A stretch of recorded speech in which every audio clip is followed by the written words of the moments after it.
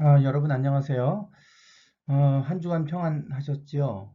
어, 네, 오늘도 여러분 영상으로 이렇게 강의를 하게 됐습니다.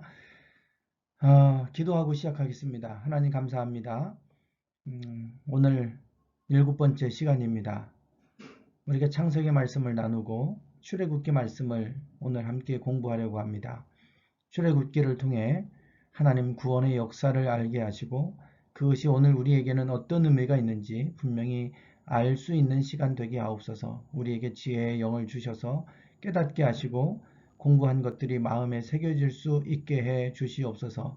이 모든 시간을 주님께 올려드리오며 예수님의 이름으로 기도드리옵나이다. 아멘. 네, 오늘 일곱 번째 시간입니다. 출애굽 이야기. 우리가 지난 6주 동안 벌써 12주 가운데 6주 절반이 지났습니다. 6주 동안 그동안 창세기 말씀을 나눴습니다. 12주 가운데 6주 절반을 이렇게 우리가 할애해서 강의를 한 이유는 너무나 중요하기 때문입니다. 하나님이 인류 역사를 시작하실 때 어떻게 시작하셨고 왜 이 땅에 저주가 임했고 왜 고통이 찾아오게 됐는지 이 원리를 알게 되면 이것이 구약성경 전체 그리고 인류의 역사 전체에 그대로 흘러가기 때문에 우리가 성경에서 말씀하고 있는 이 중요한 원리를 이해하는 것은 매우 중요합니다. 우리가 지난 시간까지 창세기 말씀을 함께 나눴습니다. 지난주에는 믿음의 조상들에 관하여 말씀을 나눴습니다. 창세기 12장부터 50장까지의 이야기입니다. 창세기 12장부터 50장까지는 믿음의 조상 아브라함, 이삭, 야곱, 요셉 이들에 관한 이야기를 나눴는데요. 그들에 관한 이야기들이 다 무엇과 관련됐냐? 다 그들이 복받은 이야기를 기록을 하고 있다라고 말씀을 드렸죠. 네, 이분들의 이야기는 복받은 이야기입니다. 하나님께서 그들을 어떻게 복 주셨는지에 관한 이야기입니다. 하나님이 주시는 복은 상황과 환경과 상관없이 임하는 것을 보게 되죠. 아브라함도 기근의 때에 부자가 됐고 이삭도 기근의 때에 부자가 돼서 100배를 거두지 않았습니까? 야곱도 빈손으로 도망갔다가 외삼촌의 집에서 거부가 돼서 돌아오는 이러한 모습을 보았고 요셉도 노예로 팔려갔다가 총리의 자리에 오르는 그러한 모습을 보았습니다. 우리가 볼 때는 완전히 절망적인 상황이지만 하나님이 복을 주시니까 그 속에서도 100배를 거두고 총리의 자리에 오르는 이런 놀라운 역사를 보게 되죠. 이것이 바로 하나님이 우리에게 계획하신 복입니다. 하나님은 창세기, 인류를 창조하시고 시작하실 때 복 주는 일부터 하셨어요. 이것은 하나님은 우리에게 그런 복을 주기를 원하신다라고 하는 겁니다. 그것은 바로 우리에게도 동일합니다. 하나님은 우리가 복 받는 삶을 누리기를 원하세요. 그 복은 100배, 60배, 30배 그것이 하나님 나라의 원리고 그것이 하나님이 주시는 복이죠. 세상에서 100배는 우리가 100만 원의 100배는 1억 아닙니까? 100만 원과 1억은 비교할 수가 없는 겁니다. 100만 원 투자해서 2배를 거두고 200만 원을 우리가 얻었다. 100만 원을 더 벌었다. 그래도 대단한 건데요. 2배를 주는 데가 어디 있어요? 그런데 거기에 100배를 줬다. 이것은 세상에서 찾아볼 수도 없는 겁니다. 그런데 하나님은 이런 복을 주시겠다고 약속하고 계시고 또 그런 복을 하나님은 시작하실 때마다 아담에게도 그 복을 주셨고 노아에게도 이 복을 주셨고 아브라함에게도 이런 복을 주셨습니다. 다 그들이 어떻게 했을 때 여호와를 잘 섬겼을 때 하나님 여호와를 잘 믿었을 때이죠. 그래서 아브람 창세기 15장에 보면 아브람이 여호와를 믿으니 여호와께서 이를 그의 의로 여기셨다 그랬어요. 그리고 이 땅을 그에게 주어서 소유로 삼게 하려고 이끌어내는 여호와다 이렇게 말씀하고 있습니다. 그들이 복받은 이유는 단 하나입니다. 여호와 하나님을 잘 섬겼다라고 하는 거예요. 그들이 여호와를 믿었다는 것입니다. 그들의 행위가 의로워서 복받은 것이 아니고 그들이 열심히 뭔가를 해서 복받은 것이 아니라 하나님을 믿었더니 하나님이 그들에게 복을 주셨더라 이겁니다. 이것이 창세기에서 우리에게 가르쳐주는 바예요. 얼마나 단순합니까? 복 받는 원리는 복잡하지 않습니다. 여러분, 우리가 복을, 하나님이 주시는 100배의 복을 얻기 위해서 특별하게 무언가를 해야 되는 게 아니라 하나님을 잘 믿으면 되는 거예요. 그것이 우리에게 복 받는 비결입니다. 오늘 우리가 하나님 안에서 이 복을 받기 위해서 여호와 하나님을 잘 섬기고 또 잘 예배하는 삶이 되시기를 축원합니다. 자, 여기 보시면 그 아담으로부터 아브라함에 이르기까지의 그 족보를 간략하게 제가 정리를 했는데요. 아담부터 쭉 이 이야기는 무슨 얘기를 보여주고 있냐면 세상이 둘로 나뉘게 되는 이야기입니다. 아담에게서 두 아들이 나오는데 가인과 아벨이었죠. 하나님이 제사가 받아들여지는 제사와 받아들여지지 않는 제사, 시커멓게 되어져 있는 이 부분은 바로 예배 드리지 않는, 예배가 무너져 버린 이 가문을 얘기하고, 여기는 예배가 잘 드려져 있는 가문을 얘기합니다. 즉 하나님을 섬기는 자와 섬기지 않는 자로 나누어지는 모습을 보게 되죠. 가인에게서는 람에게 등장했고 아벨에게서는 그 당시에, 물론 아벨은 죽고 셋이 나오죠. 셋. 네, 아벨이 죽고 이제 셋이 등장을 합니다. 셋의 계열에 에녹이 등장하고 에녹에 이어서 쭉 내려가다 보면 노아가 등장을 하게 됩니다. 그래서 이 아담 때에는 인류가 퍼져나갔지만 아담 이후부터 결국은 하나님을 예배하는 자와 예배하지 않는 자로 이렇게 둘로 나눠지는 것을 보여주고 있습니다. 이 이야기는 또 노아의 시대로까지 흘러갑니다. 노아에게는 3명의 아들이 있었죠. 셈과 함과 야벳입니다. 셈과 함과 야벳. 그런데 야벳의 족보에서는 특별한 건 없어요. 이 노아의 족보에 함과 셈과 함, 이 두 족보인데 셈의 족보, 함의 족보에서는 먼저 니무롯이 등장하죠. 하나님을 예배하지 않는, 예배가 무너진 이 족보고, 이 셈의 계열에서 에벨이 나왔고 여기에서 아브라함이 등장합니다. 결국 하나님을 예배하는 자와 예배하지 않는 이 두 족보로 나눠지더라 이겁니다. 자, 그러면 아브라함으로 가면요. 아브라함은 아버지 데라가 죽고 하란 땅에서 이제 이 가나안 땅, 하나님의 말씀, 약속의 말씀을 듣고 가나안 땅으로 내려오게 됩니다. 가나안 땅으로 내려오게 되는데 그때 아브라함과 롯이 함께 가나안 땅으로 오게 됐고요. 그 곳에 나홀은 하란 땅에 그대로 남게 됩니다. 그래서 여기도 또 이렇게 나눠지죠. 아브라함과 롯이 함께 왔고 나홀은 그 땅에 남아요. 에벨에게서 벨렉과 욕단으로 나눠지는 것처럼 아브라함 때에는 나홀과 아브라함으로 이렇게 나눠지는 모습을 보게 되고, 아브라함과 롯이 가나안 땅에 같이 왔는데 결국은 둘이 이제 양의 새끼들이 너무 많아지니까 그것 때문에 다투는 일이 생겼고 아브라함과 롯이 갈라지게 되죠. 결국 나눠져서 롯은 요단강 동편 소돔과 고모라 땅에 있는 곳을 택하게 되고, 결국 여기서 또 둘로 나눠지는데 이 롯이 소돔과 고모라 땅을 선택한 이후부터, 그때부터 그 땅이 멸망당할 때까지 하나님에 대한 예배가 끊어져 가게 되는 것을 보게 됩니다. 결국 여기서도 또 아브라함과 롯이 나눠져요.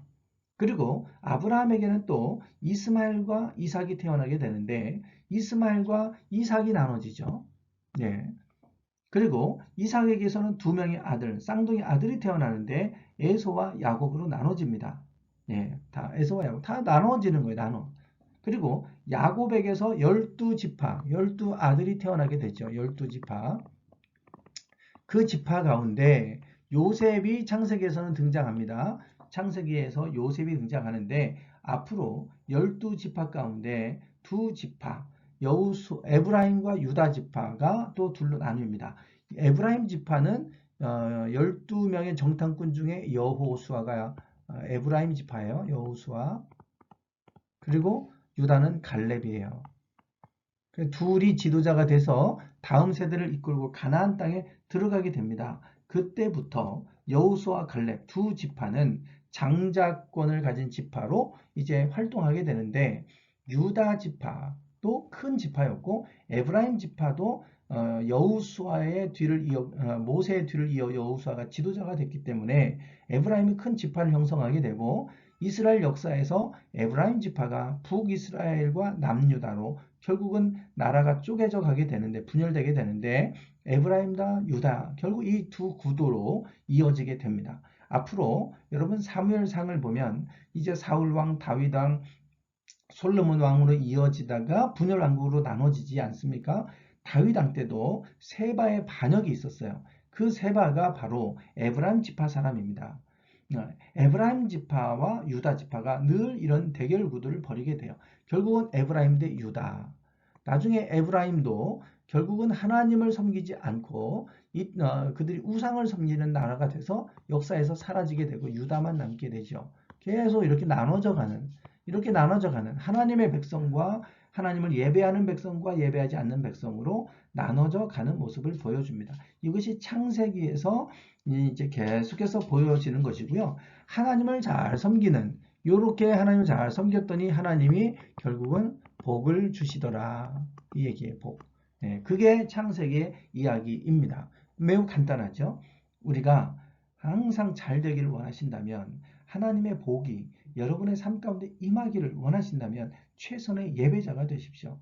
하나님을 최선을 다해 섬기고 예배하면 하나님께서 반드시 복되게 하십니다. 그것이 성경의 원리입니다. 그것을 보여주는 게 창세기의 믿음의 조상들 아브라함, 이삭, 야곱, 요셉에 관한 이야기였어요. 지난주에 우리가 믿음의 조상들에 관한 이야기를 나눴습니다. 자, 오늘은 출애굽 이야기입니다. 출애굽은 구원에 관한 이야기예요. 구원의 여정을 보여주죠. 구원. 그래서 출애굽기는 우리의 구원과 관련된 매우 중요한 이야기입니다.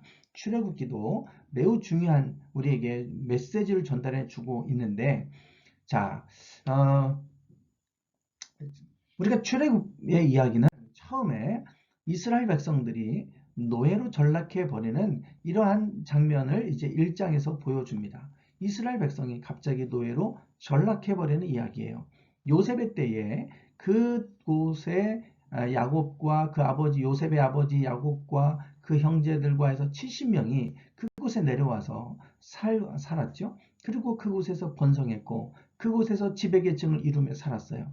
그런데 갑자기 노예로 전락해 버리는 일이 생겼어요. 이러한 때에 하나님이 그들을 노예로부터 구원하시는데, 그때 구원하기 위해서 준비한 사람이 있었죠. 모세입니다. 그래서 출애굽기에서 중요한 역할을 하는 사람 모세가 등장을 하게 되죠. 모세가 등장을 합니다. 네, 그리고 이 모세가 이제 하나님의 부름을 받아서 바로와 싸우고 이스라엘 백성을 이끌고 홍해를 가르고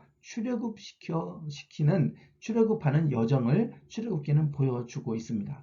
우리가 아는 이야기들이 이제 주로 이러한 내용으로 구성되어 있는데요. 오늘 이 이야기를 근간으로 해서 우리가 중요하게 아셔야 될 게 있어요. 그것들을 제가 이 시간 오늘 함께 나누도록 하겠습니다. 아마 다음 주도 이 출애굽 여정에 대한 말씀을 더 나누게 될 텐데, 오늘 출애굽을 통해서 하나님이 우리에게 말씀하시는 바가 무엇인지를 여러분 잘 한번 들어보시기 바랍니다. 먼저 출애굽기 1장 8절과 9절에 보면 매우 중요한 말씀이 나와요. 왜 그들이 갑자기 노예로 전락하게 됐는가? 자, 여기 보시면 요셉을 알지 못하는 새 왕이 일어났다.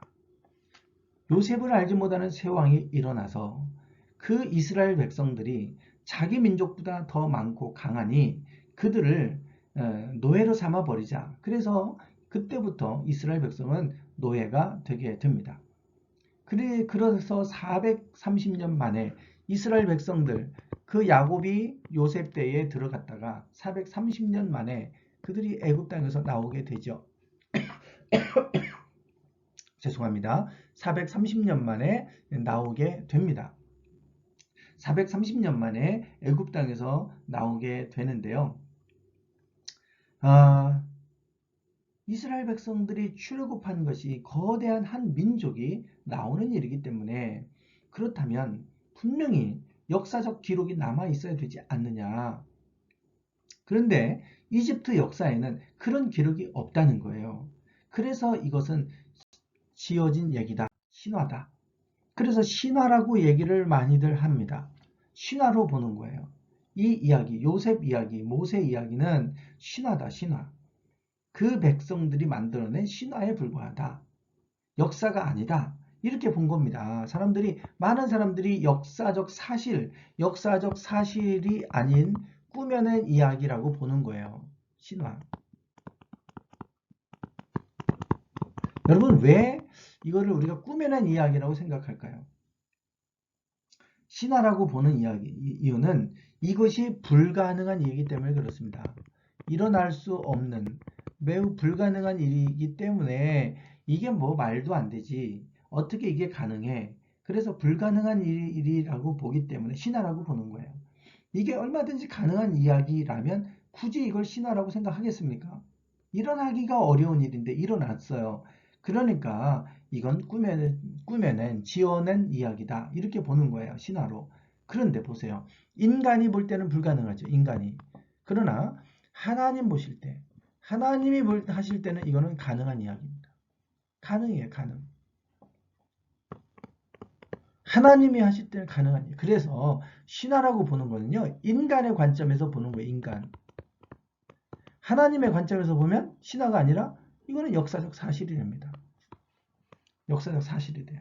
인간의 관점에서 보니까 신화라고 생각하는 거지 하나님의 관점에서 보면 왜 그게 뭐 일어날 수 없는 일이에요. 말씀으로 만물을 창조하실 수 있는 분인데 얼마든지 가능한 일이죠. 그래서 어떤 관점에서 보느냐 이건데요. 인간의 관점에서 보니까 신화로 보는 거예요. 역사가 아니다. 하나님의 관점에서는 가능한 일이에요. 그리고 이게 역사라고 하는 증거들이 많이 나오고 있어요. 증거. 자, 네, 역사라면 왜 이집트에 역사적 기록이 없느냐 이런 문제 제기를 하는 거예요. 그런데 최근에 이와 같은 역사적 기록들이 역사적인 그 흔적들이 발견되고 있어요. 아까 요셉을 알지 못하는 세 왕이 일어났다 그러잖아요. 자, 요 이야기를 제가 역사적인 사실을 가지고 말씀을 드려요. 지금 여기 보시는 것이 EBS에서 이집트의 역사, 고대 이집트라고 하는 제목으로 최초의 파라오 이래서 고대 이집트라고 하는 제목으로 EBS에서 방영이 됐던 부분을 제가 캡처한 겁니다. 자, 여기에 지금 이집트의 역사가 쭉 이렇게 좀 돼 있어요. 그래서 프톨레미까지 뭐 이렇게 나와 있는데 이집트 역사가 이렇게 있잖아요. 이집트 역사가 이렇게 있습니다. 그런데 여기서 우리가 알아야 될 부분이 여기에 중왕국과 신왕국이 여기 있어요. 고왕국, 중왕국, 신왕국, 이집트의 역사를 이렇게 셋으로 나누게 됩니다. 고왕국, 중왕국, 신왕국 이렇게 나누는데 이 중왕국과 신왕국 요 사이에 요 빨간 부분이 제2중간기에 해당합니다. 제2중간기. 요때가 요셉이 총리로 활동했던 시대예요. 왜 제2중간기라고 그러냐? 여기는 제1중간기입니다. 제1, 1중간기. 이 중간기는 왜 중간기라고 하냐면 이 중왕국과 신왕국은 이 이집트 사람이 다스릴 때예요.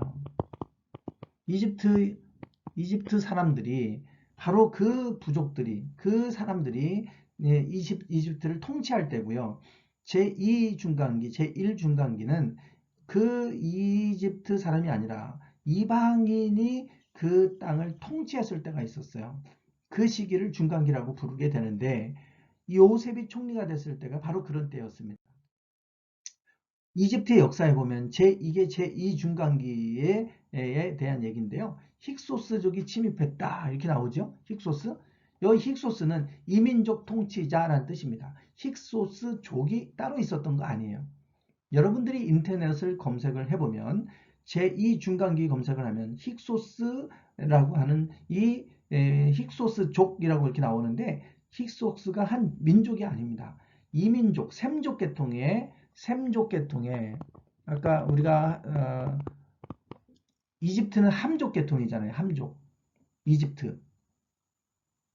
구스, 미스라임, 다 미스라임 그쪽이 이집트 함족 계통이고요. 셈족 계통의 사람이 와서 잠깐 이 애굽을 통치했을 때가 있었어요. 그때가 바로 요셉이 총리였을 때입니다. 네. 그래서 요셉이 노예였지만 총리가 될 수 있었던 건 그 당시 정권이 이 애굽 사람들이 다스릴 때가 아니라 셈족 계통의 이 이민족이 통치하고 있을 때였기 때문에 요셉이 총리가 될 수 있었던 거예요. 이해가 되셨죠? 자, 여기 보시면 지금 고센 땅이 보이실 겁니다. 여기 홍해가 있죠. 홍해가 아니라 나일강. 나일강이 이렇게 흐르다가 부채꼴 모양으로 이렇게 퍼져서 지중해로 흘러 들어가게 되는데 여기가 고센 땅입니다. 고센 땅. 여기에 요셉과 그 자손들이 후손들이 이 땅을 받아서 이 땅에 살았잖아요. 이 고센 땅에. 자, 그런데 여기 아바리스라고 하는 곳이 보이죠? 아바리스? 여기에서 어, 그 유적지가 발견됐어요. 유적지가 발견됐습니다. 거대한 유적지가 새롭게 1960년대에 이게 이제 유적지가 발견돼서 계속해서 발굴을 하고 있는데 여기에서 지금 히브리 사람의 이름이 적힌 노예 목록이 발견됐어요. 히브리 사람이 그 땅에 노예로 있었다고 하는 그 히브리 사람의 이름이 적혀 있는 그 노예 목록이 발견됐습니다. 파피루스가 발견됐어요. 제가 다음 장면에서 그걸 보여드릴게요. 그리고 지금 여기 보면 이렇게 사람이 이렇게 누워있는 모습을 보이죠? 이런 모습이 보이는데 그 매장하는 풍습이 이집트 사람의 매장 방식과는 전혀 다른 방식의 풍습이라 그래요. 셈족 계통에서나 볼 수 있는 매장 풍습이 보였고 가옥 형태도 마찬가지입니다. 여기 가옥 형태도 이집트 사람들이 짓고 살았던 가옥의 형태하고 다른 시리아, 셈족 계통, 시리아 쪽 그쪽하고 관련된 가옥 주거 형태가 발견됐어요. 그리고 여기 이런 부장품들이 이렇게 보이는데 이집트 사람들이 쓰지 않던 이런 부장품들이 보여지게 됩니다. 네, 여기 보시면 뭐 왕의 노예들 해서 영어로 이렇게 나오고 뭐 누구의 아들 하는데 이런 것들이 다 히브리 사람 성경에 등장하는 히브리 사람들의 이름과 같은 목록들이 쭉 발견이 됩니다. 자, 이게 이제 파피루스예요. 브루클린 파피루스라고 지금 되어져 있어요. 네, 브루클린 파피루스. 아까 그 브루클린 파피루스에 히브리 노예들의 목록들이 거기에 기록된 것이 이제 다 이제 밝혀졌습니다. 그리고 그 주거 환경에서 매우 특별한, 매우 화려한 건물이 발견됐어요. 이것도 시리아에서 발견되는 셈족 계통에서 발견되는 건물 형태인데 주목할 것은 여기 이제 기둥이 보이는데요. 이 기둥이 이게 총 12개라는 거예요. 12 그러면 뭔지 아시겠죠? 둘, 넷, 여섯, 여덟, 열, 12. 이게 12개 기둥이 발견되는데 12개의 기둥은 야곱의 12지파를 상징하겠죠. 12아들을 상징하는 그러한 건물이 발견됐고 화려한 건물로 봤을 때 요셉의 총리 관저가 아니었을까? 아까 아바리스가 고센 땅에서 발견됐고요. 아바리스는 제2 중간기의 수도 역할을 했던 곳입니다.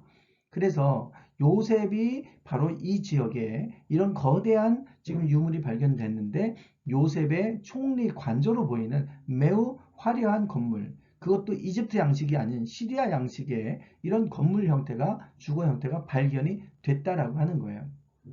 그리고 여기 보시면 이렇게 무덤들이 보이죠. 이런 무덤들이 보이는데 이 무덤들이 12개가 발견됩니다. 12개. 그러니까 야곱의 12아들들의 무덤일 것이다 추정을 합니다.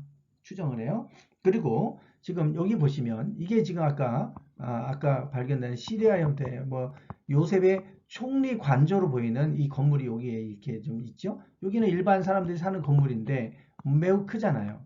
그래서 요셉의 총리 관저로 이렇게 보인다. 이렇게 지금 보는 거고 여기에 특별한 아주 매우 특이한 형태의 건물이 보이죠. 피라미드 모양으로 여기에 요셉의 야곱의 12아들들의 무덤도 여기 있고 총리 관저도 있는데 이런 피라미드 모양의 특별한 건물이 보여요. 이거를 뭐 기념 채플로 이렇게 이제 부르게 되는데 요 안에 들어가면요. 이런 조각상이 세워져 있습니다. 일반 여기 성인이 서 있으면 2배가 되는 큰 이런 조각상이 맨 앞에 딱 서 있어요. 이 조각상을 보면 정면으로 보면 저런 모양입니다. 지금 여기에 옷이 이런 채색 옷을 입고 있죠. 채색 옷. 이거는 이집트 사람들은 잘 안 입는 옷이에요. 이집트 사람들은 상의를 벗고 있죠. 그리고 그 이집트 사람들만의 특이한 의복이 있잖아요. 그런 형태가 아니에요. 그래서 이 채색 옷을 볼 때 이 조각상이 요셉을 지금 상징하는 것일 거다. 그래서 요셉이 죽었을 때 요셉을 기념하기 위해서 세우는 조각상이 아닐까. 그리고 이 머리는 붉은색 머리를 하고 있습니다. 여기 붉은색 머리. 붉은색 긴 머리를 하고 있어요. 이집트 사람들은 보시면 알겠지만 머리를 다 밉니다. 밀어요. 대머리처럼. 그리고 무슨 이상한 뭐 수건 같은 거를 이렇게 내려오는 뭐 이런 걸 쓰고 있잖아요. 그런데 이 요셉은 지금 그런 형태가 아니에요. 그래서 이민족, 힉소스, 이민족이 통치할 때 요셉이 총리였기 때문에 그들의 복장이 지금 이집트 사람들과는 전혀 다른 복장을 가지고 있죠.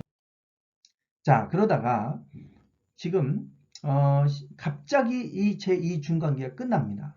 그리고 신왕국이 등장하는데 아모세 1세라고 하는 사람, 여기 아모세 1세 보이죠? 아모세 1세, 아모세 1세라는 사람이 이 제2 중간기에 힉소스를 몰아내고 이집트, 이 아모세 1세는 이집트 사람입니다. 이집트 사람이 현지인이 이방인 이민족 통치자를 몰아내고 자기네 왕국을 다시 세운 거예요. 그게 신왕국입니다. 그래서 요셉을 알지 못하는 왕이 일어났다고 하는 겁니다. 전혀 지금 민족이 다른 거예요. 지배자가 다르고. 그래서 아모세 1세. 여기 모세란 말이 막 많이 등장하는데 신왕국에서부터는 그때부터 모세란 왕 파라오의 이름에 모세가 이름이 많이 등장해요. 성경에 나오는 모세도 바로 그 이름을 따서 모세가 된 겁니다. 자, 여기 보시면 16왕조가 여기 보이죠? 16왕조. 이게 제2중간기 왕조고 17왕조가 보이는데 이게 동시에 있었어요. 이쪽 남쪽, 북쪽, 이집트의 북쪽과 또 남쪽. 그래서 어, 북쪽과 남쪽으로 이렇게 좀 나눠서서 대결 구도를 하고 있는데 이 남쪽에는 수도가 테베예요. 테베. 여기는 이집트 현지인들이 여기에서 자신의 세력을 형성하고 있었고 이쪽은 이민족이 다스리고 있던 곳이었습니다. 두 세력이 맞서고 있었죠. 그러다가 요소에서 이렇게 와서 이 제2중간기에 이 요셉을 알지 못하는 왕이 여기서 와가지고 이들을 다 무너뜨리고 이들을 노예 삼아 버린 겁니다. 그래서 17왕조 테베가 있는데 룩수르라고 되어 있죠. 왕들의 계곡. 피라밋이 많이 발견되는 곳이 이쪽이에요. 여기에서 이쪽으로 쳐들어오게 됩니다. 그리고 나서 아바리스가 수도였는데 여기 아바리스에서 수도를 테베로 옮기게 되죠. 그리고 이 이스라엘 백성들을 노예로 삼아 버리게 되는 겁니다. 이게 이집트의 역사예요. 이집트의 역사. 네. 자, 그러니 신왕국이 등장하면서 이민족들이 지배하던 제2중간기는 이집트에서는 수치스러운 역사 아니겠어요? 그러니까 그들은 그때부터 그들의 모든 흔적을 다 지워버리기 시작했습니다. 그래서 카르나크 왕 목록에 보면요. 여기 카르나크 왕 목록이 있는데 여기에 보면 여기 밑에 쪽에 있네요. 제1중간기, 이집트 제2중간기, 또 힉소스인 파라오들이 이 왕의 목록에는 제외되어 있다 이거예요. 일부러 빼버린 거예요. 지워버린 거예요. 왕의 목록에 이방인들이 통치했을 때 왕들의 목록은 다 지워버리고 자신의 현지인들이 다스릴 때 왕만 기록해놨다. 그래서 왜 이집트에는 이 요셉에 관한 이야기가 없고 또 출애굽에 관한 이야기가 왜 없을까? 당연한 겁니다. 지워버렸기 때문에 없는 거예요. 그런데 이제 여러 가지 많은 과정을 통해서 그 유적들과 유물들이 발견되기 시작하면서 알려지게 됐어요. 제2중간기를 잃어버린 왕조 이렇게 부릅니다. 역사적 자료가 없으니까 다 없애버려서. 그런데 잃어버린 왕조가 발견되기 시작했어요. 토리노 파피루스에는요. 다른 문서에는 의도적으로 삭제된 군주, 단명한 군주, 힉소스 군주들도 다 기록이 남아있다는 거예요. 토리노 파피루스에는. 이거는 지워버리지 못하고 거기에는 그들이 의도적으로 삭제하거나 또 일찍 죽어버린 단명한 군주는 기록도 안 해놓고 뭐 했는데 토리노 파피루스에는 그 사람들의 명단이 다 일일이 기록으로 되어져 있다. 그래서 역사적 가치가 매우 높은 문서 파피루스로 알려져 있습니다. 즉 토리노 파피루스를 통해서 힉소스 군주들의 이름의 명단들을 알게 된 거예요. 그러니까 그 시기가 연대적으로 잃어버린 왕조였는데 그 시기를 찾게 된 겁니다. 그리고 이것을 뒷받침하는 토리노 파피루스뿐만 아니라 많은 이제 것들을 발견했고요. 아까 제가 보여드렸던 아바리스에서 그런 요셉과 관련된 유물들, 주거 형태들 다 지금 발견되잖아요. 다 드러나고 있는 겁니다. 지금. 자, 그래서 요셉을 알지 못하는 왕은 어떤 왕인지 이해가 되셨죠? 전혀 민족이 다른 거예요. 그냥 요셉을 그냥 모르는 정도가 아닙니다. 그래서 노예로 삼았어요. 이제 이스라엘 백성들은 지배계층으로 살다가 갑자기 노예로 전락했으니 얼마나 고통스러웠겠습니까? 괴로웠겠죠. 그렇게 고통스럽고 괴로움을 당할 때 왜 하나님은 침묵하셨을까? 이 생각했을 거예요. 그러나 하나님은 침묵하지 않으셨어요. 이때에 그들이 고통당하고 신음하고 있을 때 하나님은 무엇을 준비하셨냐면 하나님은 모세를 준비하고 계셨어요. 그래서 모세를 더 이상 이 남자 아이들이 태어나면 다 죽이라고 명령을 내렸을 때 모세의 어머니가 갈대 상자에 넣고 그 나일강에 띄워보냈는데 마침 공주가 그때 목욕을 하다가 이 아이를 보고 너무나도 마음이 국률이 여기는 마음이 들어서 살려줬다는 거 아닙니까? 심지어는 자기의 양아들 삼아서 그래서 이 왕자로 세웠다는 거 아니겠어요? 있을 수 없는 이야기 아닙니까? 이게 가능한 이유가 있죠. 자, 여기 출애굽기 2장 5절과 6절에 보면 모세 이야기가 나와요. 바로의 딸이 목욕하러 나일강으로 내려오고 시녀들은 나일강가를 거닐 때에 그가 갈대 사이의 상자를 보고 시녀를 보내어 가져다가 열고 그 아기를 보니 우는지라 그가 그를 불쌍히 여겼대요. 여러분, 그의 아버지가 파라오입니다. 히브리 사내가 태어나면 다 죽여라 명령을 내렸어요. 그 딸 공주가 지금 목욕하러 갔는데 무슨 상자 하나가 내려와요. 보니까 여러분이 아이가 우는데 그 아이를 보니까 히브리 아이예요. 히브리 아이란 말이에요. 히브리 사람이에요. 그러면 야 죽여 이렇게 말할 수 있잖아요. 그런데 불쌍히 여기는 마음이 생겼고 이 아이를 자기의 양아들 삼았어요. 그리고 그 누이 미리암이 어떻게 되나 따라가다가 지금 불쌍히 여기는 모습을 보고 너무 이뻐하는 모습을 보고 이 미리암이 가서 이 아이의 어머니를 내가 아는데 불러다가 젖을 먹이게 하겠습니까? 그랬더니 이 공주가 데려와라. 내가 삭슬 주겠다. 그래서 그 어머니는 자기 아들에게 젖을 먹이면서 돈을 받고 젖을 먹이는 유모가 됩니다. 기적 같은 일이죠. 참 놀라운 일이에요. 이게 하나님이 하시는 일이에요. 우연히 일어나는 것 같은데 이게 우연스럽게 일어나는 일은 절대 우연이 없잖아요. 하나님이 일하시는 거예요. 하나님이 일하실 때는 우연스럽게 일어나는 일들이 얼마나 많이 일어나는지 몰라요. 그것을 우리는 기적이라 그러는 거죠. 기적이에요. 일어날 수 없을 것 같은데 일어나요. 조금만 더 공주가 늦게 나왔으면 일어날 수 없는 일 아닙니까? 타이밍이 정확하게 맞았어요. 그리고 마음에 긍휼히 여기는 마음이 생겼잖아요. 그러니까 모세가 왕자가 될 수 있었던 거 아니겠어요? 자, 이 여인, 이 공주, 이 파라오의 딸, 이 사람에 대해서 우리가 좀 알 필요가 있는데요. 지금 여기 보면 이집트의 왕들의 지금 관련된 모세와 관련된 왕들에 대한 것입니다. 지금 이렇게 도표가 그림으로 이렇게 좀 보여져 있는데 이렇게 지금 보세요. 투투모세 1세가 여기 있습니다. 투투모세 1세가 자녀를 낳았는데 하첵수트라고 하는 공주예요. 아들을 낳지 못했습니다. 아들을 못 낳았어요. 투투모세 2세는 아들이 아닙니다. 양아들 삼은 거예요. 양아들. 양아들 삼아서 둘이 결혼시켜서 부부를 만들어요. 부부. 그 둘이 부부가 됩니다. 부부가 돼요. 둘이 부부가. 투투모세 2세와 하첵수트가 부부가 돼요.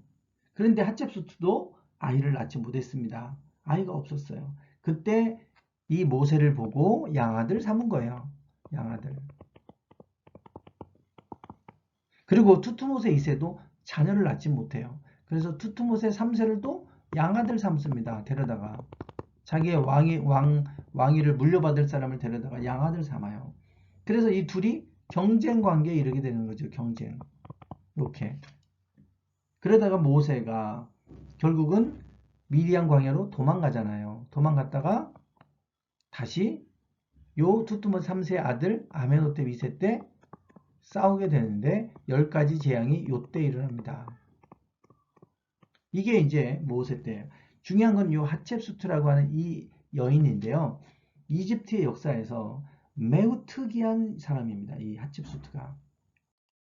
자, 전설적인 여 파라오 하첵수트 비라가 발견됐다. 이게 2007년도에 인터넷에 기사로 올라와 있는 겁니다. 저 여인이 하첵수트라고 하는 여인인데 전설적인 최초의 여자 파라오, 이집트에서 여자 파라오는 없어요. 근데 하첵수트가 이제 이 파라오의 역할을 합니다. 왜냐하면 아까 투투모세 2세하고 결혼해서 부부 관계를 이뤘다고 했죠. 근데 둘 다 아이가 없어서 투투모세 3세를 양아들 삼았고 이 하첵수트는 이 모세를 양아들 삼았잖아요. 투투모세 3세가 단명합니다. 그러니까 그때부터 투투모세 2세가 일찍 죽어요. 그래서 자기 아들 투투모세 이제 양아들 삼았던 투투모세 3세가 왕이 파라오가 됐는데 너무 어리니까 자기가 뒤에서 섭정을 해요. 그러면서 실질적으로 파라오 역할을 했어요. 하첵수트가. 이게 이제 전설적인 여자 파라오 하첵수트가 됩니다. 그래서 이집트의 역사에서 하첵수트는 매우 특이한 그러한 사람이고 미스테리한 여인으로 남아 있어요. 이게 모세 때의 모세를 양아들 삼은 사람이에요. 하첵수트. 자, 이제 모세의 생애를 보면요. 모세는 120세를 사는데 40세까지 이집트의 왕자로 크게 되죠. 그리고 미디안 광야로 이제 도망가서 80세까지 있다가 80세 떨기나무에서 하나님의 부름을 받고 이제 이스라엘 백성을 출애굽시키는 지도자로 살아가게 되죠.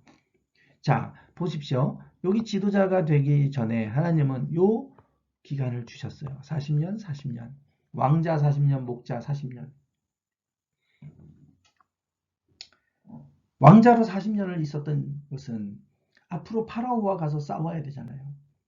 왕자로 살았기 때문에 이집트의 왕궁에 대해서 누구보다 가장 잘 아는 사람이에요. 왕자와 파라오가 생각하는 생각을 어떤 생각을 하는지 가장 잘 아는 사람이 모세였어요. 이 생활을 했기 때문에 이 모세가 파라오와 가서 싸울 수 있는 거예요. 그리고 이스라엘 백성을 애굽에서 출애굽시켜서 나간 곳은 어디냐면 광야였어요. 광야. 미디안 광야. 광야를 40년 동안 알았잖아요. 그래서 이스라엘 백성을 이끌고 40년 광야 여정을 그가 살 수 있었던 것도 40년의 목자로서 광야 생활을 했기 때문에 가능한 거예요. 즉 하나님은 이미 이렇게 지도자로 쓰기 전에 80년 동안 이런 준비를 다 시켜 놓으신 겁니다. 하나님이 한 사람을 세우기까지 이런 여정이 있었던 거예요. 이스라엘 백성들이 지금 노예로 고통당하고 있는 그 순간에 하나님은 모세를 준비시키고 계셨다. 즉 하나님은 일하고 계셨다. 그들은 몰라요. 노예로 있으면서 하나님이 일하고 계신지 몰랐지만 하나님은 일하고 계셨어요. 지금도 우리는 하나님이 일하고 계신지 모를 때가 많아요. 그러나 하나님은 일하고 계신 줄 믿습니다. 우리가 몰라서 그래요. 몰라서. 네. 자, 이제 80세가 됐을 때 하나님이 갑자기 모세에게 임하셨어요. 떨기나무에서 그 불이 붙었는데 나무가 타지를 않아요. 너무 신기해서 모세가 갔습니다. 그때 하나님이 말씀하시죠. 모세야, 모세야, 내가 선 땅은 거룩한 땅이니 내 선 땅에서 내 신을 벗어라. 그리고 벗어서 그 앞에 하나님 앞에 엎드렸을 때 하나님이 모세에게 말씀하세요. 자, 왜 하나님께서 갑자기 이스라엘 백성을 구원하려고 80세가 됐을 때 모세를 부르셨을까? 그 시점이에요. 왜 언제 하나님이 그들을 구원하셨냐? 왜 80세였냐?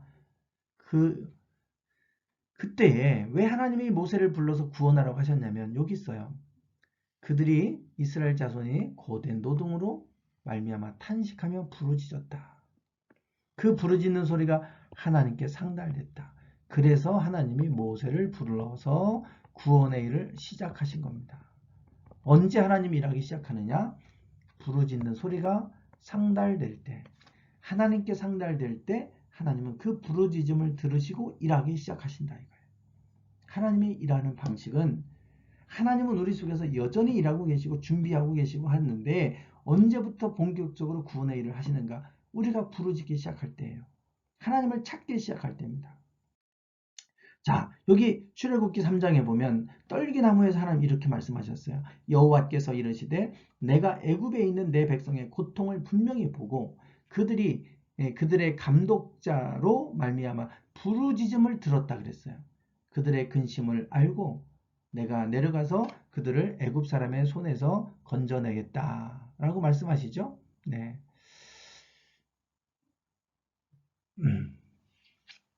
하나님의 그 부르짖음을 듣고 내가 그들을 건져내겠다 그러잖아요. 우리가 하나님을 부르짖고 찾을 때 하나님 일하신다. 예레미야 29장 12절 13절에도 말씀해요. 너희가 내게 부르짖으며 와서 기도하면, 조건입니다. 조건문.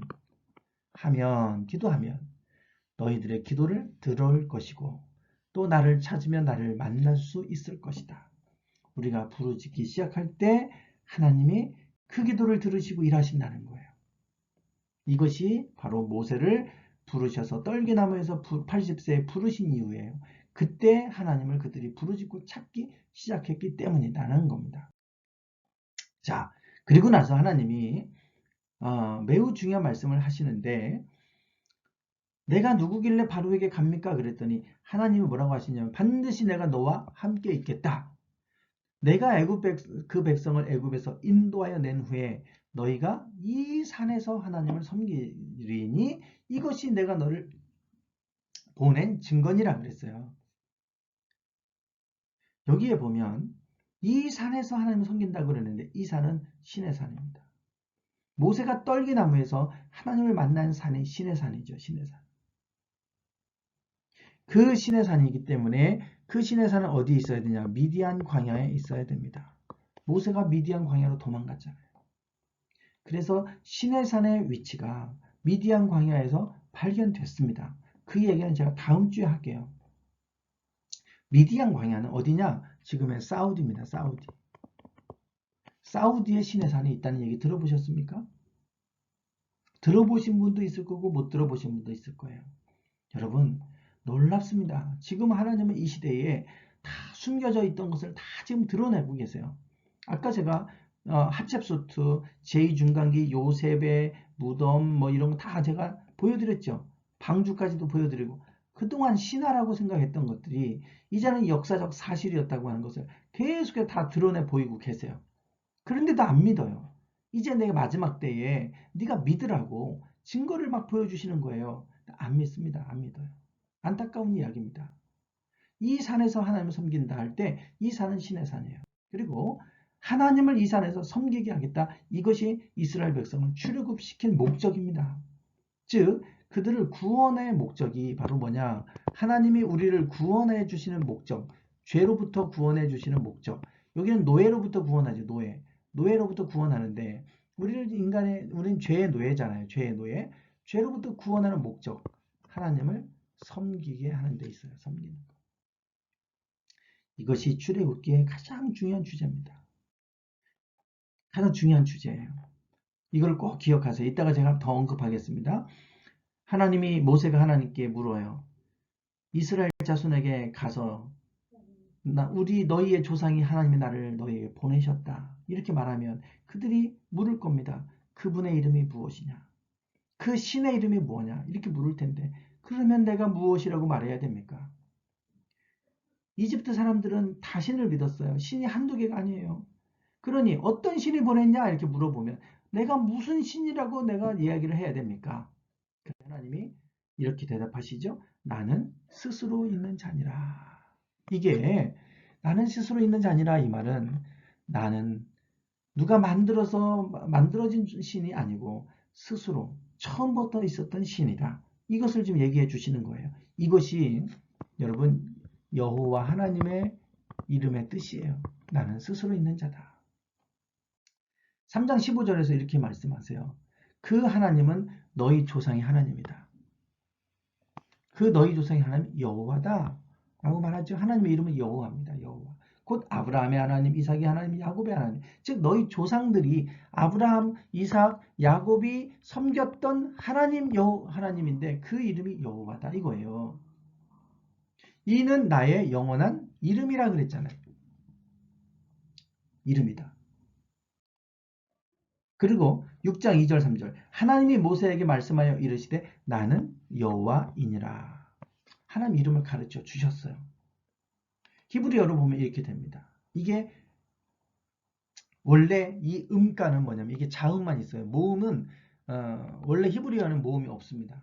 지금은 이스라엘 백 사람들이 편의상 모음을 만들어서 음가를 붙여서 만들었는데 옛날에는 자음밖에 없었어요. 원래 이름의 음가는 뭐냐? 야훼입니다. 야훼. 들어보셨나요? 야훼? 원래 하나님 이름은 야훼였어요. 야훼. 나는 야훼니라 이거예요. 그런데 왜 여호와가 됐느냐? 야훼 하나님의 이름을 감히 부를 수가 없는 거예요. 야훼 이게 모음이죠. 회, 우, 에 다 모음이에요. 그러니까 이응하고 히읗만 남잖아요. 자음은. 여기다가 다른 모음 붙인 거예요. 여호와 여 붙였고 오 붙였고 와는 W 이게 여기 회가 W가 있으니까 화 이렇게 A를 붙여는 건데 여호와가 된 거죠. 딴 모음을 붙여서 하나님의 이름을 감히 야훼 부를 수 없으니까 다른 모음을 붙여서 여호와 부르다 보니까 여호와가 된 거예요. 원래 이름은 야훼입니다. 나는 야훼다. 스스로 있는 자다. 이렇게 말씀하세요. 즉 이제 하나님은 그들에게 하나님의 이름을 계시해 주셨어요. 여호와 하나님. 자, 그러면서 이 산에서 그 여호와 하나님을 섬기게 될 것이다. 그러면 이것이 내가 너를 보낸 증거가 될 것이다. 증거는 사인이죠. 사인, 표징. 너희들이 애굽 땅에 나와서 이 산, 시내 산에서 나를 섬기게 될 텐데 그렇게 되면 내가 너를 보낸 줄 알아라. 즉 내가 너를 보낸 여호와 하나님인 줄을 알아라 이거예요. 이 말씀이 출애굽기의 주제가 되는 성경 구절입니다. 3장 12절. 이것을 꼭 기억해 주세요. 이 산에서 하나님을 섬기겠다. 이것이 출애굽의 목적입니다. 출애굽의 목적. 하나님이 이스라엘 백성을 출애굽시킨 목적은 하나님을 섬기게 하는 데 있어요. 자, 이스라엘 백성들이 언제 시내산에 도착했는가? 그들이 고센 땅을 떠나서 3개월이 되던 날 시내 광야에 이르렀다 그러죠. 3개월? 근데 이 3개월이 현대인의 성경에 보면 석 달째 되는 초하룻 날 그랬어요. 3월 1일입니다. 그들이 언제 출발했냐? 6월절을 보내고 출발했습니다. 6월절은 1월 14일이에요. 그러니까 1월 15일 날 출발했겠죠. 그러다 3월 1일 날 도착한 거예요. 시내 광야에 도착했다고 그러잖아요. 시내산이에요. 시내산. 시내산이 있는 시내 광야에 도착했어요. 도표로 만들어 보면 1월 14일 6월절에 10번째 재앙, 첫 번째 장자의 생명을 거두어 가셨잖아요. 이게 6월절입니다. 1월 14일이에요. 3월 1일 날 시내 광야에 도착했어요. 계산하면 44일이 나옵니다. 44일. 44일밖에 안 걸렸습니다. 그리고 모세가 시내산에 올라가서 율법 2계명 10계명을 받죠. 10계명. 그때가 언제냐? 요 6월절로부터 여기까지 50일째 되는 때 50일. 요때 율법을 받아요. 10계명. 그래서 요때가 바로 언제냐? 오순절입니다. 오순절. 절기상으로 보면 오순절이에요. 오순절. 우리는 오순절에 무엇이 임했냐? 성령이 임했어요. 성령. 오순절에 성령이 임했죠? 성령?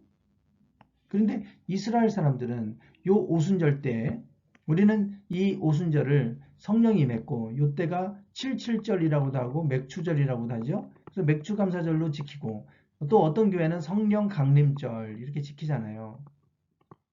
성령 강림절 이렇게 지킨단 말이에요.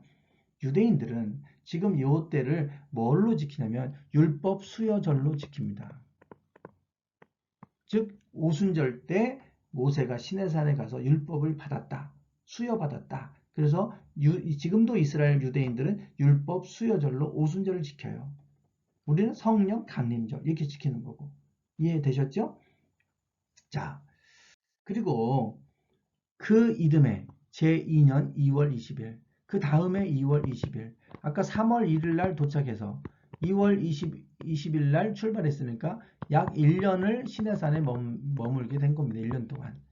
1년 동안. 그때 증거마기에서 구름이 떠올라서 시내광야에서 출발했다고 그랬잖아요.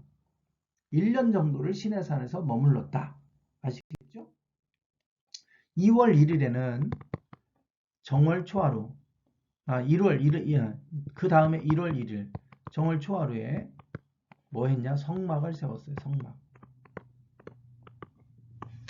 그리고 1월 14일 이게 6월절이라고 했잖아요. 6월절을 지켰어요. 시내광야에서 6월절을 지켰다 그랬죠. 그래서 그리고 나서 2월 20일 날 출발한 겁니다. 6월절을 지키고 1월 1일에 정리하면 1월 1일 성막, 1월 14일 6월절, 2월 20일 출발, 3월 1일 도착. 이렇게 된 거지요. 네. 자, 시내산에 그들이 1년을 머문 이유가 있어요. 1년 동안. 1년 동안 시내산 머문 이유. 시내산에서 뭘 했습니까? 1년 동안. 아까 1월 1일에 뭘 세웠다고 그랬어요? 성막을 세웠지요. 성막. 여러분 시내산에서 이 산에서 하나님을 섬기리니 그랬어요. 하나님을 섬긴다는 것. 시내산에서 율법을 받았어요. 하나님 너희는 이렇게 살아라. 율법을 주셨죠. 이렇게 살아라. 가나안 땅에 들어가면 이렇게 살아라. 하나님을 섬기는 것.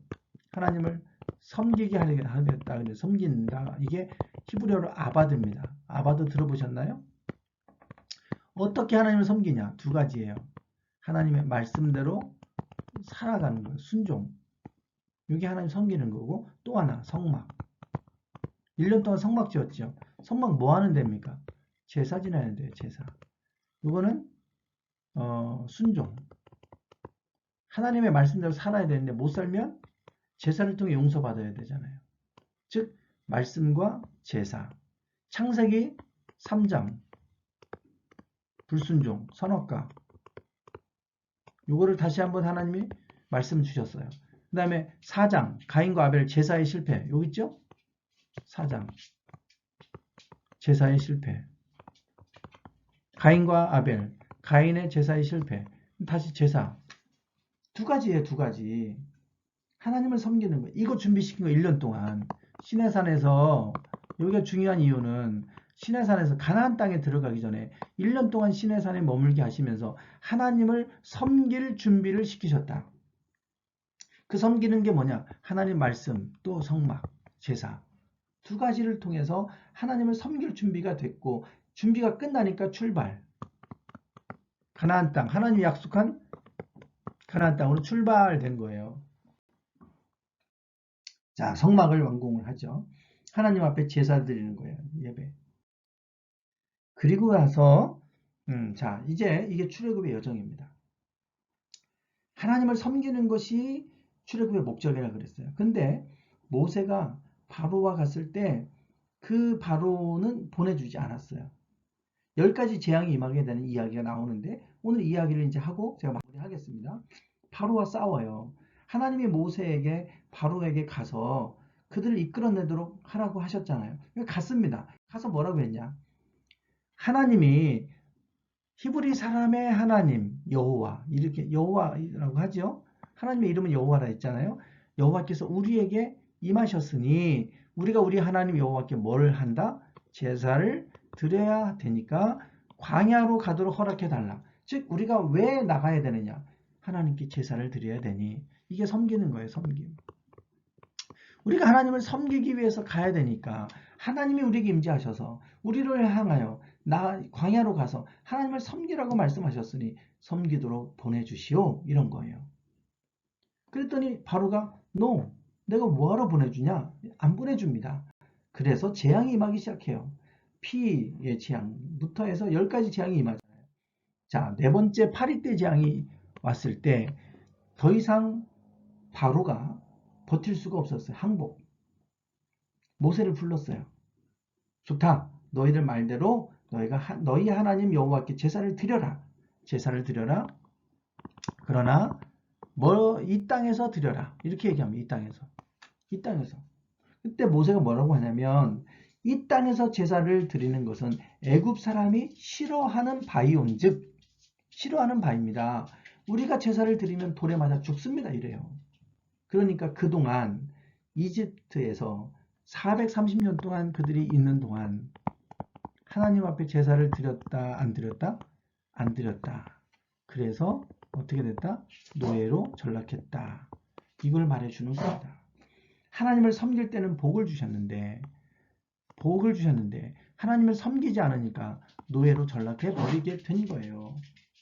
그래서 우리가 하나님을 섬기는 것, 아브라함, 이삭, 야곱, 요셉이 여호와를 믿으니 그것을 의로 여기고 그들의 삶을 하는 복되게 하셨다고 그랬잖아요.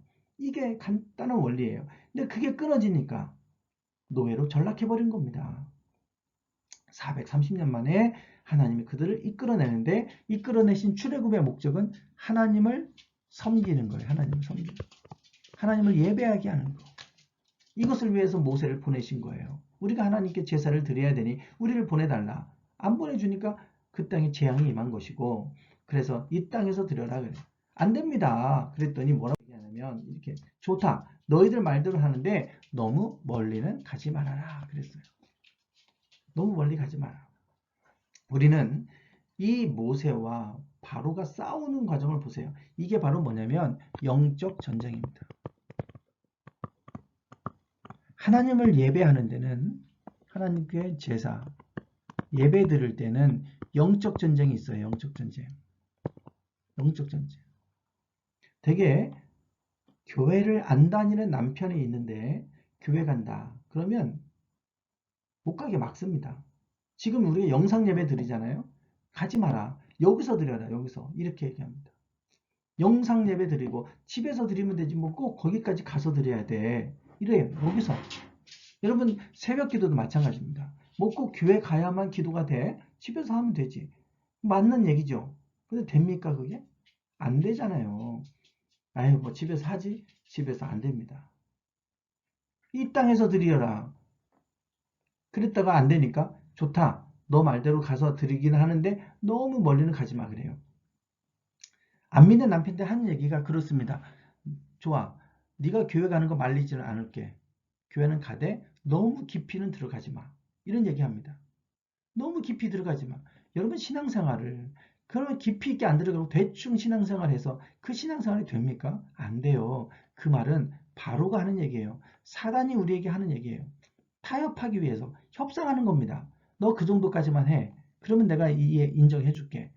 그러면 그것이 사탄이 우리의 신앙은 온전해야 돼요. 우리의 제사는 온전해야 돼요.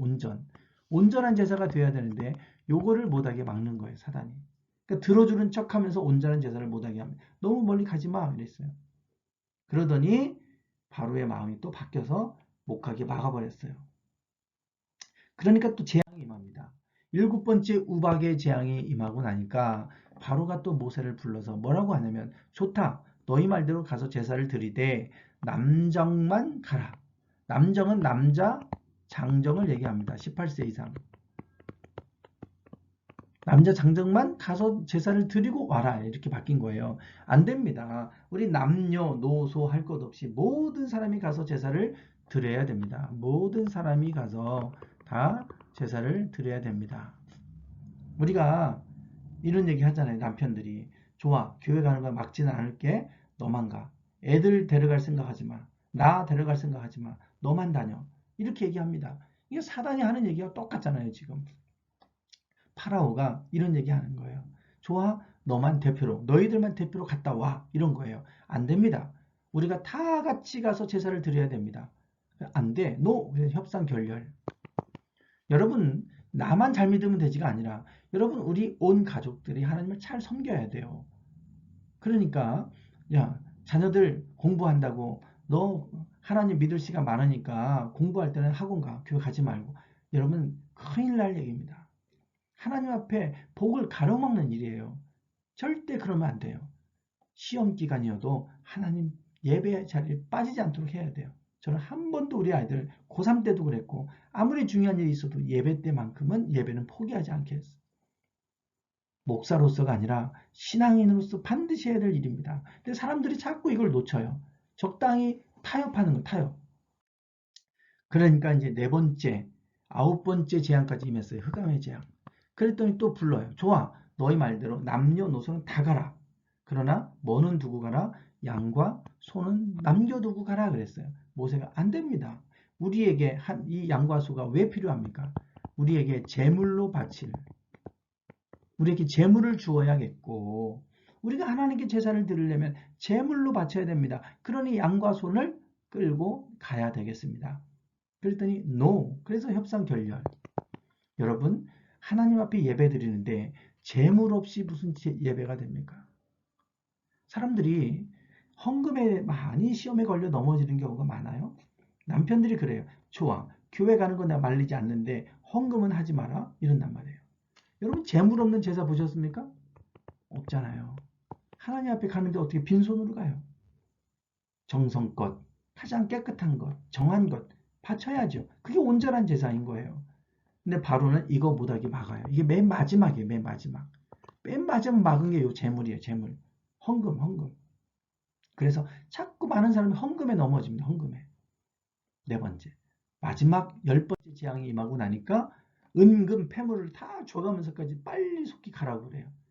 그래서 출애굽합니다. 출애굽하는 거예요. 그래서 이것이 바로 여러분 모세가 바로와 싸우면서 10가지 재앙을 통해서 결국은 이 모든 과정이 하나님을 섬기기 위한 영적 싸움인 거예요.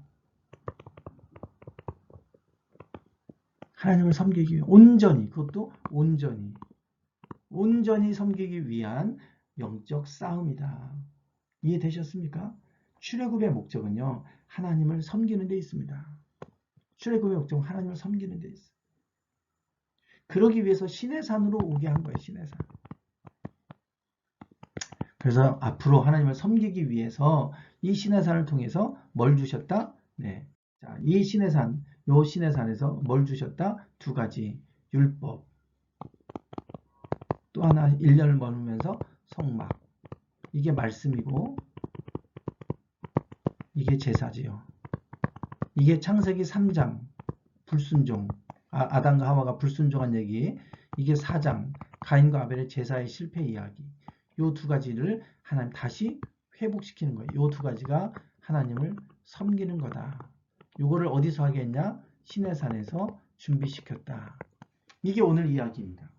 여러분 이해되셨죠? 이게 출애굽 여정에서 여러분 알아야 될 영적인 진리예요. 우리는 출애굽기 그러면 홍해를 가른 얘기, 뭐 요셉 이야기, 뭐 모세 이야기 이런 정도만 기억하는데 그 속에 숨겨져 있는 이와 같은 사실을 우리가 잊고 잊어버리고 또 알지 못하고 성경을 읽는 경우가 많은데 하나님은 바로 이 하나님의 섬김, 창세기 3장 4장에서 무너졌던 예배의 실패와 말씀의 불순종을 다시금 이스라엘 백성들에게 순종하도록 율법을 주셨고 그리고 하나님을 잘 섬기도록 성막을 만들게 하시는 일을 위해서 1년 동안 그 시내 광야에 머물게 하면서 이거를 준비시키셨다. 준비가 되니까 하나님이 약속한 축복의 땅 가나안 땅으로 가게 하시더라. 여러분 우리가 하나님을 잘 섬기만 하면 우리를 가나안 땅으로 인도하시는 분은 하나님이세요. 여러분의 가정과 여러분의 자녀와 여러분의 일터와 여러분이 있는 곳을 예배의 장소로 만들어 보세요. 하나님을 찬양하는 장소로 만들어 보세요. 그곳을 하나님 반드시 복되게 하십니다. 교회도 예배가 회복되면 반드시 하나님 복되게 하시고요. 가정도 마찬가지고 일터도 마찬가지고 모든 것이 마찬가지예요. 오늘 이 출애굽의 목적을 잘 아셨으니 하나님을 최선을 다해 예배하고 섬기는 삶이 되시기를 주님의 이름으로 축원합니다. 기도하고 마치겠습니다. 하나님 감사합니다. 오늘 출애굽기 말씀을 통해 우리를 구원하신 출애굽의 목적을 다시 한번 우리가 깨닫게 하셨으니 감사합니다. 하나님을 잘 섬기는 삶을 살게 하옵소서. 하나님 말씀대로 순종하며 살게 하시고 있는 곳에서 온전히 하나님을 섬기고 예배하는 귀한 예배의 사람들이 다 되게 하옵소서. 코로나 바이러스가 확산 중에 있습니다. 저희들의 가정들, 교회들, 일터들을 지켜주시고 늘 주님 안에서 평안케 하여 주옵소서. 다음 주까지 한 주간 동안도 지켜주실 것을 믿사오며 예수님의 이름으로 기도드리옵나이다. 아멘. 고생하셨습니다.